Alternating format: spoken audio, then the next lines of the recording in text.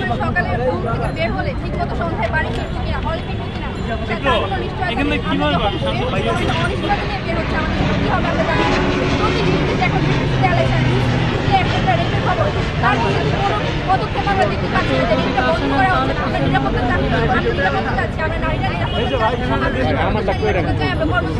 চাই, আমরা রাস্তাঘাট নিরাপত্তা চাই। সেই নিরাপত্তার জন্য আজকে আমরা শিক্ষার্থীরা আমাদের শিক্ষকের সাথে এখানে দাঁড়িয়েছি এবং আমরা চাই এটা যেন নিশ্চিত করা হয় এবং সেই নিশ্চিত খুব দৃশ্যমান হয়, দ্রুততম সময়ের মধ্যে হয়। প্রতিনিয়ত প্রত্যেকটা দিন এমন একটা নিউজের শিকার হচ্ছে, এমন নিউজ আমরা পাচ্ছি আমাদের দৈনন্দিন জীবনে। আমাদের যে পথ চলা, আমরা যে প্রতিদিন বের হচ্ছি, আমি নিজে সকালবেলা বের হই এবং আমার পরিবার আমার প্রতিনিয়ত আমাকে বলে যে তুমি কিন্তু মানে আমাকে সাবধান হতে বলে, আমি তো এখানে পাচ্ছি না।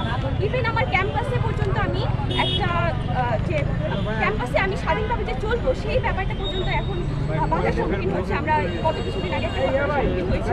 আমরা চাই এই ব্যাপারগুলো আমাদের শুধু ক্যাম্পাসে না পুরো বাংলাদেশে যেন এই ব্যাপারটা বন্ধ হয়ে যায় এবং ধর্ষণের যে ব্যাপারটা এবং ইনক্রিজিংয়ের যে ব্যাপারটা, এটা আমরা প্রতিনিয়ত প্রতিটা মেয়েই আমরা এটা সাফার করে আসছি ছোটোবেলা থেকে এবং আমরা চাই এটার যাতে নিরসন হয় এবং বর্তমানে যে সরকার আছে এই সরকার যেন এই ব্যাপারটাকে বেশি অতি গুরুত্ব সহকারে যাতে এই ব্যাপারটাকে দেখে, সেটাই আমরা চাই এবং এটাই আমাদের ব্যাপার। এবং আরেকটা ব্যাপার আমি অ্যাড করতে চাই, পোশাকের ব্যাপারটা যেটা আমি যেরকম অনিরাপদ বোধ করছি, আমার হিজাব পরা বান্ধবী অনিরাপদ বোধ করছে এবং হিজাব ছাড়া যে বান্ধবী সে অনিরাপদ বোধ করছে।